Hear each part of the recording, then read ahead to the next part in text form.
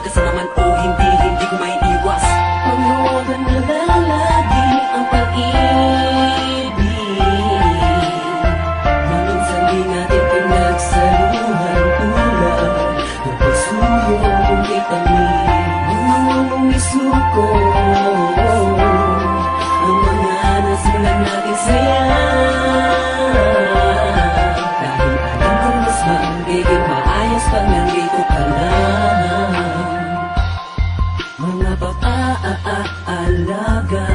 at mga pag-uunawa din. Di mo tinipid sa di ko mabatid na pakikisama at pakikitungo sa aking tabi. Dispensa sa palagi pagiging negatibo ng utak ko. Makatis ng tama at mga dapat ang gawin sa tuwing na binabalatan naman ang lungkot at buot ang sagot ay ano. Tanong din, sadyang sa dami na nang nakasablay. Di ko na alam kung paano pagbabamutan.